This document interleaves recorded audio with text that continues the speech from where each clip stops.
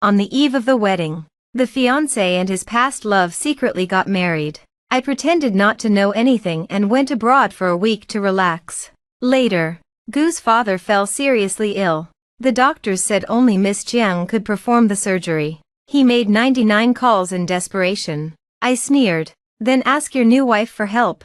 Don't forget to like, comment, share, and subscribe. It was the wedding dress. That day, Gu Beixing's phone was left on the makeup table. When the screen lit up, a WeChat message appeared. It was from Chu Ruofei. The message included a photo of their red wedding certificate, with just a few words. Beixing, I'm finally your legal wife.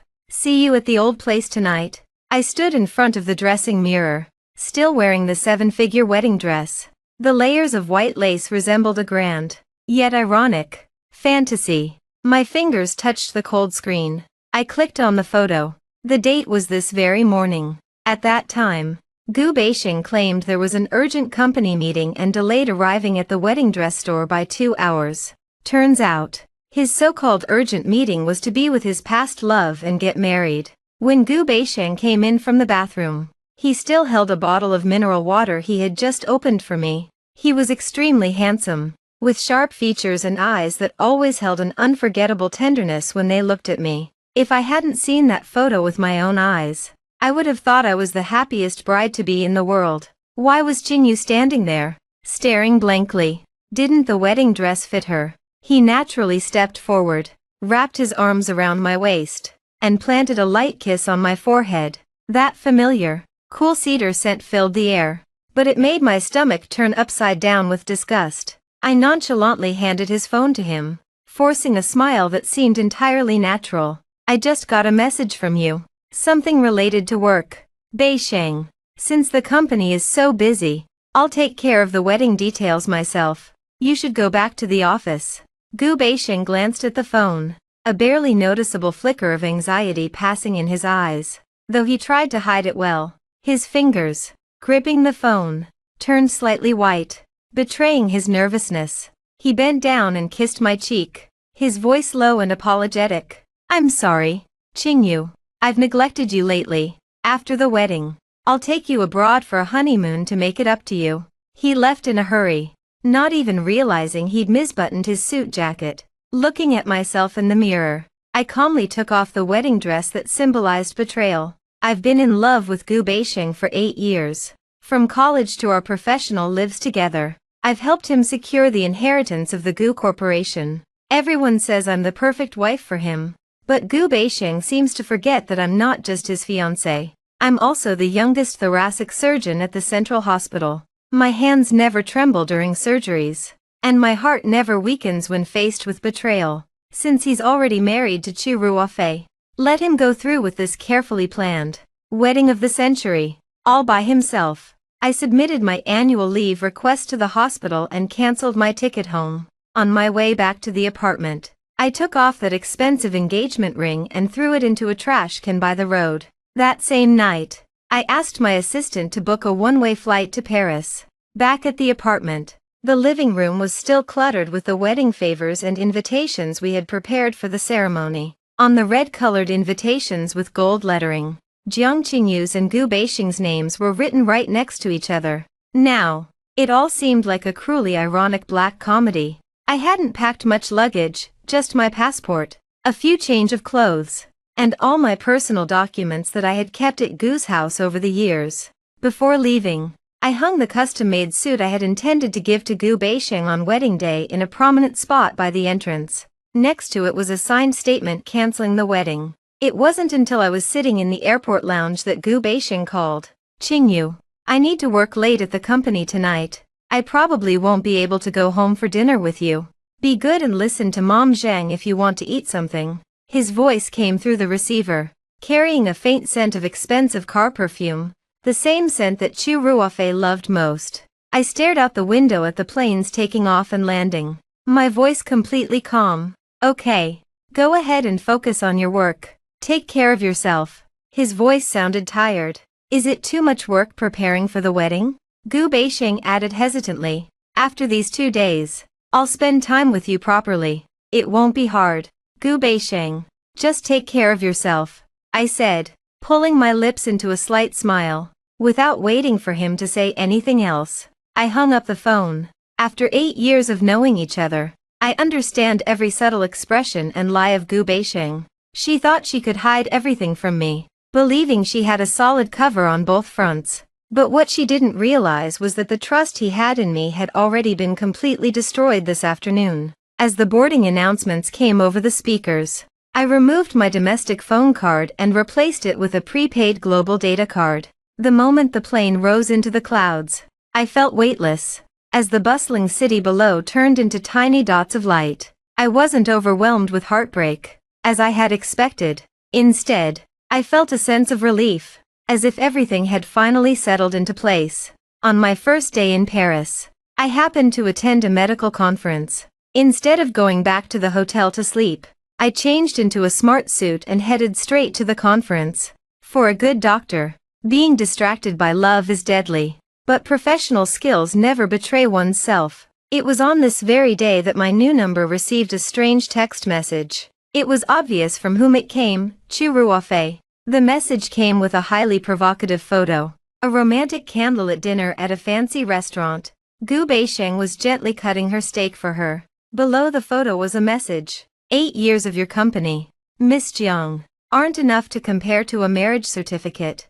Beisheng, today is my wedding day. I wonder if you'll still show up. I read the message and simply deleted it. He thought he'd won something precious, but he didn't realize it was something I had willingly thrown away. After blocking Chu Ruofei's number, I sat for a long time in an outdoor cafe by the Seine, with a new SIM card. The noise of home was temporarily out of my reach.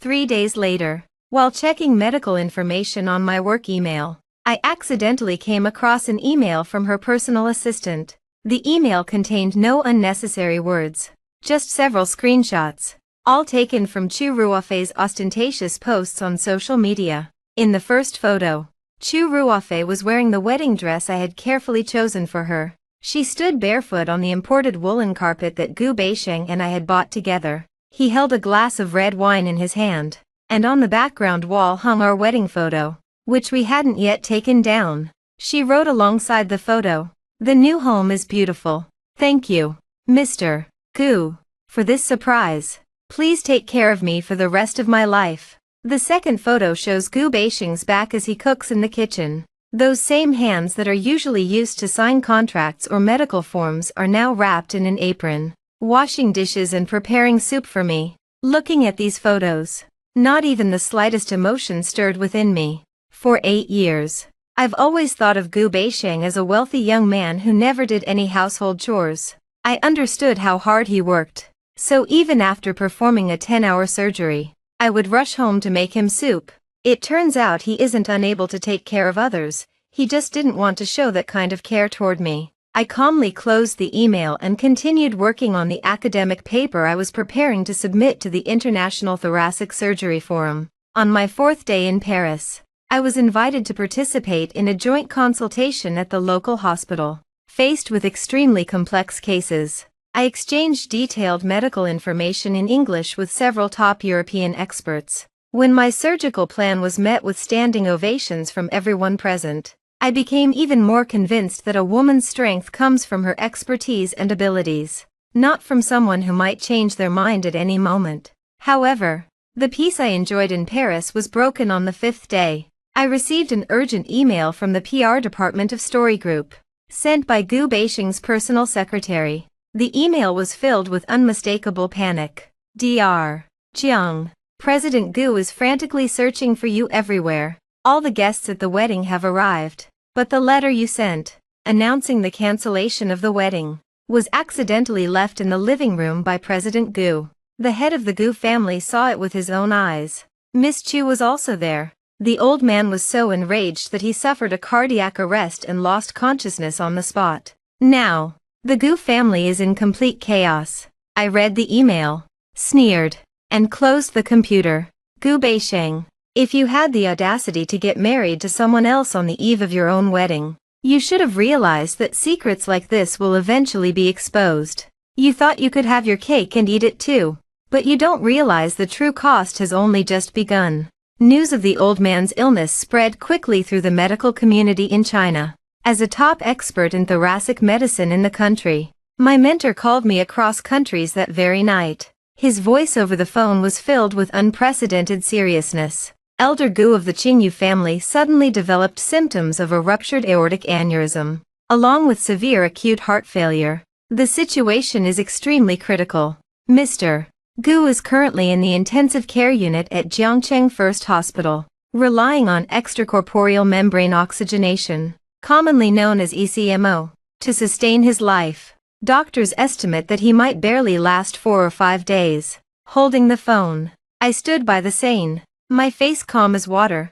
Sir, doesn't Jiangcheng First Hospital have the country's top cardiothoracic surgery team? Why won't they perform the surgery? My mentor sighed, his voice filled with helplessness. The old man is almost 80 years old. He already suffers from severe coronary heart disease and hypertension. His blood vessels are as fragile as paper. Performing this complex procedure involving hypothermic anesthesia and artificial blood vessel replacement requires expertise that few people in the country possess. No one wants to take the risk.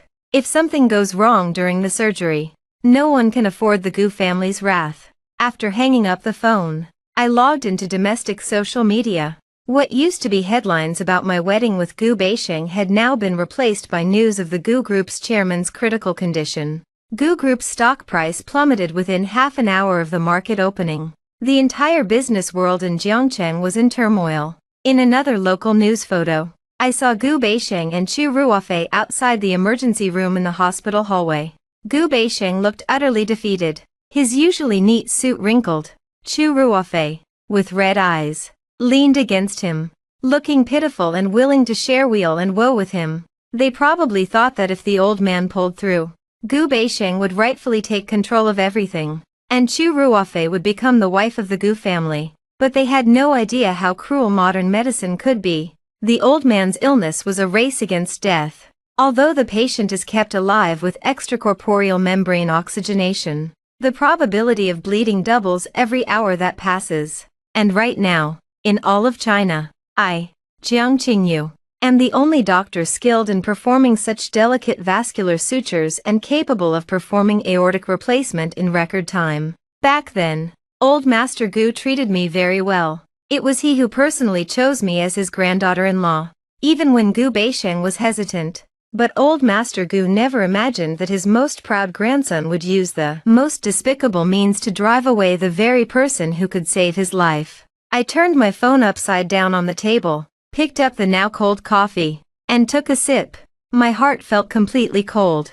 Shortly after I hung up with my mentor, colleagues from domestic hospitals sent me several secretly recorded videos via WeChat. Through the screen, I watched in cold silence the tense confrontation taking place in the consultation room of Jiangcheng First Hospital. In the videos, Gu Beisheng's eyes were bloodshot as he stared intently at the several thoracic surgery experts before him. Chu Ruofei stood timidly behind him, clutching a tissue to wipe her tears.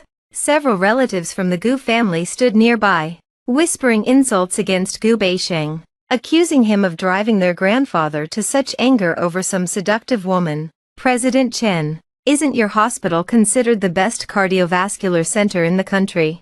Gu Beisheng's voice was hoarse as he slammed his fist onto the conference table. My grandfather contributes tens of millions in sponsorship each year, and now you tell me that no one dares to perform this surgery. The veteran expert, known as Director Chen, sighed helplessly, pointing at the angiography image on the screen. He said, Mr. Gu, it's not a matter of money. The old man's aortic aneurysm covers too large an area, and the blood vessel walls are as thin as paper. For this type of complex surgery involving controlled hypothermia and circulatory arrest, there's only one person in the country who can guarantee an 80% success rate. Gu Beisheng suddenly raised her head, hope shining in her eyes. Who is it? No matter which country the expert is from, I'll have a private plane sent to pick them up immediately. Dean Chen glanced at Gu Beisheng, his eyes filled with complexity and sorrow. There's no need to go abroad.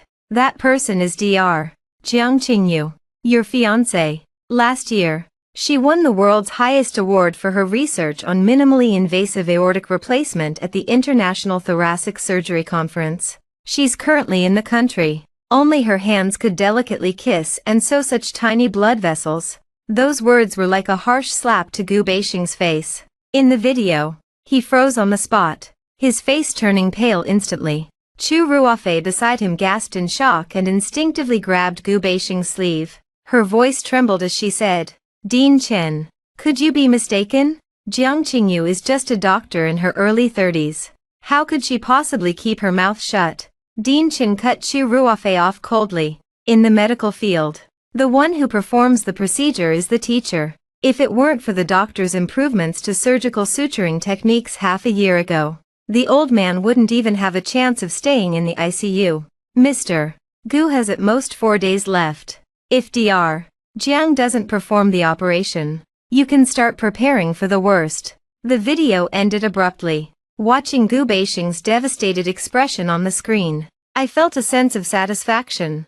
"Gu Beixing, your so-called foolproof plan will ultimately cost you dearly." Sure enough, a few minutes later, my domestic work phone on the desk started flashing frantically in silent mode. I didn't answer it. Instead, I continued to carefully go through the clinical data sent to me by my French mentor. Meanwhile, the phone's screen kept flashing non-stop, as if it had gone mad. For several hours, Gu Beixing used 3 different personal numbers, and even the company phone from the story group's PR department, to keep calling me relentlessly. In the early hours of the morning, I received a new message on WeChat.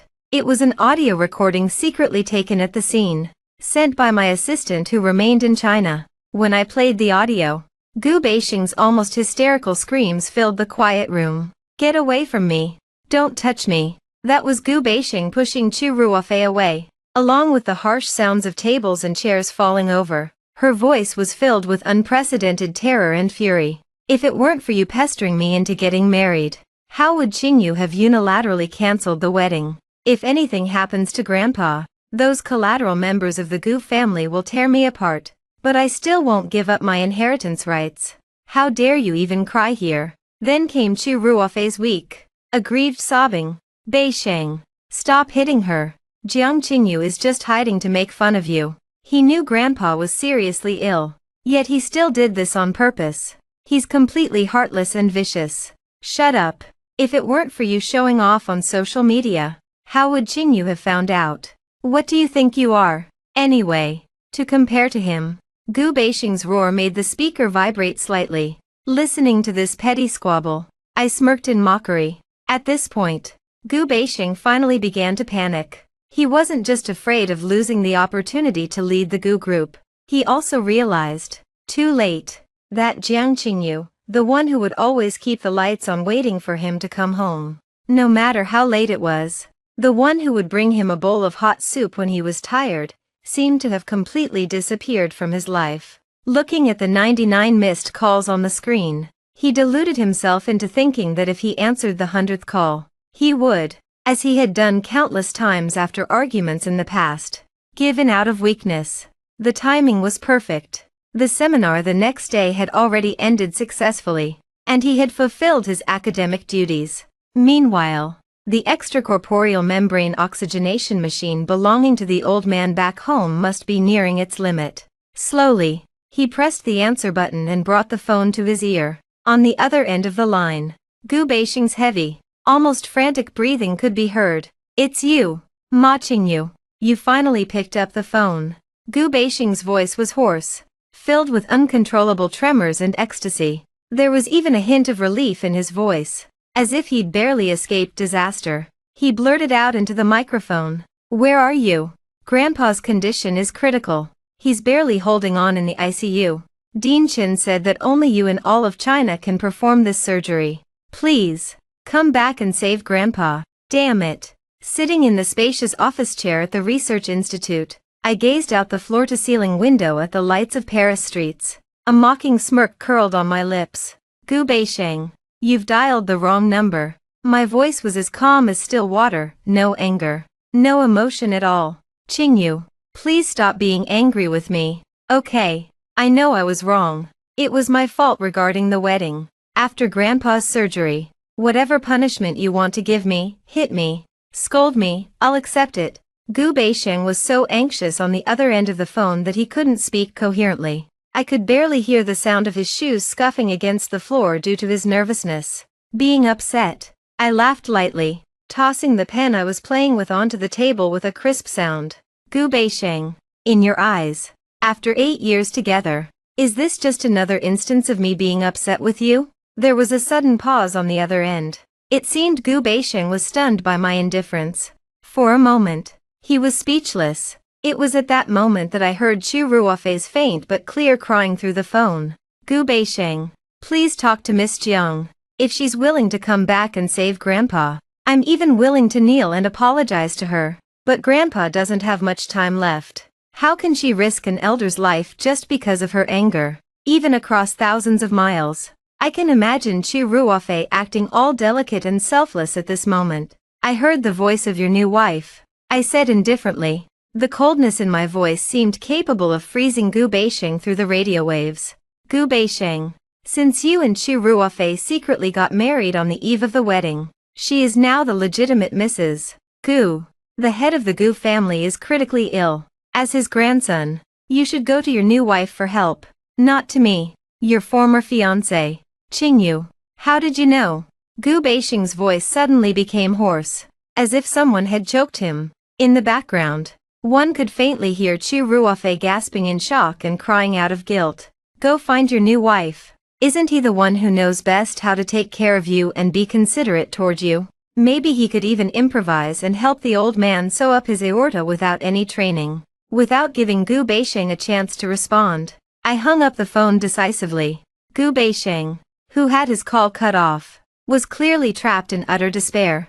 Just over 10 hours later, a colleague from a domestic hospital sent me a new video via WeChat. It showed Gu Beisheng, along with several bodyguards, forcing the crying Chu Ruofei into a limousine heading to the airport. All this taking place in the underground parking lot of Jiangcheng First Hospital. In the video, Gu Beisheng completely lost his usual polite demeanor. His face twisted with rage. He grabbed Chu Ruofei by the collar, his voice cold and heartless. Weren't you always saying you'd do anything for me, Jiang Qingyu? I've already had our overseas branch locate her in Paris. Now go with me to Paris. If she refuses to come back, you'll kneel at the entrance of a French hospital until you die. Watching Chu Ruofei's pale, trembling face on the screen, I simply closed the WeChat app.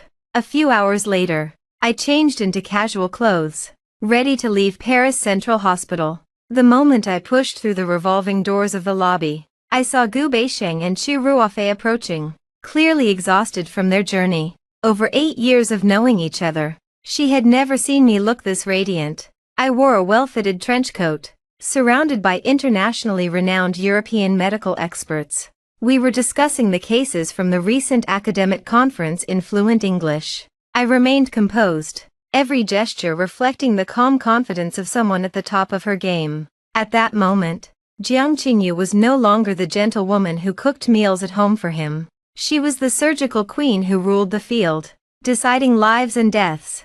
Gu Beisheng froze in place. As I approached, he seemed to lose all his pride. His legs gave out, and before everyone's eyes, he knelt down before me with a thud. The hard marble floor echoed with a dull sound, drawing the attention of the foreign doctors around us. Qingyu, I've brought Chu Ruofei here to apologize to you. Please go with me and save Grandpa. Gu Beisheng said, his eyes red and his voice choked with emotion. He no longer resembled the proud heir of a wealthy family. He reached out to grasp the hem of my clothes, his eyes filled with humility and pleading. Behind him, Chu Ruofei looked pale and trembled violently. Gu Beisheng's act of kneeling instantly silenced the noisy hospital lobby. Several foreign experts nearby looked shocked and whispered in French whether I needed security to be called. I gently raised my hand to stop them. Looking down at the man kneeling before me, I saw his once proud head now bowed in defeat. His neatly pressed shirt was covered in wrinkles from traveling across countries. He looked utterly disheveled, like a homeless beggar. Chu Ruofei stood behind him, his face as pale as paper. He never imagined that Gu Beisheng, who held absolute power in Jiang City, would go to such lengths just to plead with me. Kneel down. Without even turning his head, Gu Beisheng spoke in a voice filled with extreme bitterness. Chu Ruofei trembled. Under Gu Beisheng's almost frantic gaze, he too knelt before me. He cried bitterly, reaching out to grab the hem of my clothes. But I stepped aside to avoid him.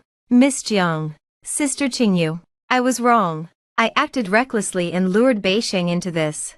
Chu Ruofei cried uncontrollably, her voice filled with terror and pleading. I sent you those photos on purpose, out of sheer vanity. If you want to blame anyone, blame me, hit me, scold me, just please save Grandpa. He's innocent. Looking at these man and woman groveling before me in a foreign land, I felt nothing but utter absurdity.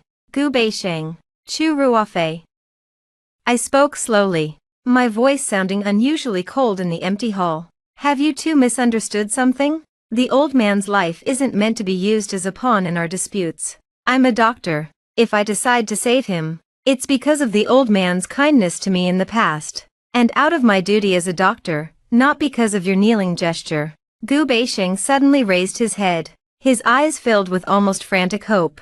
Qingyu, will you go back with me? Just promise to save him. Once Grandpa returns to the country, I'll immediately divorce Chu Ruofei. Your place as Mrs. Gu will always be yours. I sneered, my eyes revealing outright disgust.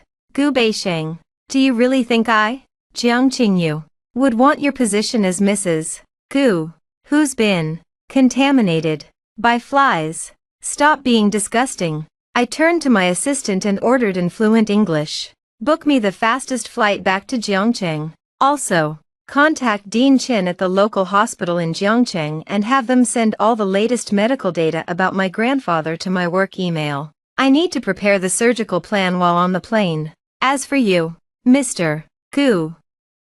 I gave Gu Beisheng a cold look. Since you brought your private plane with you, please go back with your new wife in your own plane. Don't bother me anymore. After over a dozen hours of grueling flight, the civilian airliner landed smoothly at Jiangcheng Airport. Without wasting a single moment, I boarded the ambulance that was already waiting for me at the airport and rushed to Jiangcheng First Hospital. The moment I put on the sterile surgical gown and entered the operating room, the previously disorganized medical team seemed to find their leader again. Dr. Jiang, you've finally arrived. Dean Chin acted as my first assistant, his expression tense.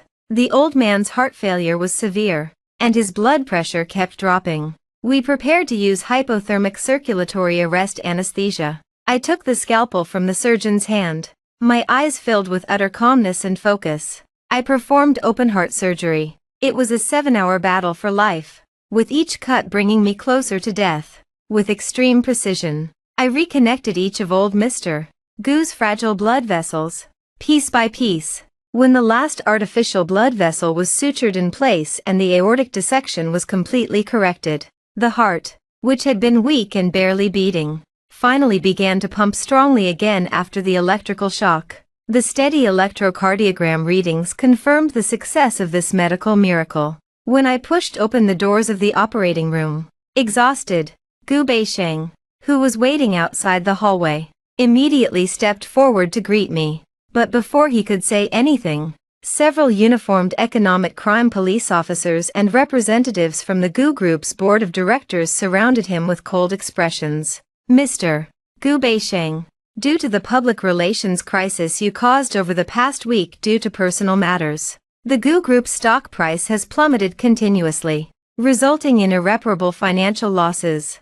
The board has unanimously decided to remove you from your position as president. The board representative turned to me and nodded respectfully. Additionally, Miss Jiang, since you hold 5 key international patents related to the Gu Group's new medical projects, and since Mr. Gu signed an asset trust agreement while he was of sound mind, starting today, you will officially take control of all of Gu Group's core shares and premarital assets in the medical sector. That's impossible. I'm the only heir to the Gu family. Gu Beisheng was completely stunned. His face pale as if devoid of any blood. He instinctively looked at me, his eyes filled with despair and disbelief. Qingyu, what have you done to Grandpa? This can't be true. I slowly removed my sterile gloves and stepped forward, my gaze cold. Gu Beisheng, The old man valued my abilities, while the board of directors cared only about profits. You lack both of those qualities. I looked down at him from above. Accused of infidelity and causing significant losses to the company. You'll be completely excluded from the core of this story. In Jiangcheng, there'll be no place left for you or Chu Ruofei. Hearing those words, Chu Ruofei collapsed to the ground. Gu Beisheng stared intently at my lips, trembling as he tried to grab the hem of my clothes. But the police handcuffed his hands. I didn't look back at them again. Instead, I turned and strode forward toward my own future, one that was truly in my own hands. The story ends. Thank you all for accompanying me. See you next time.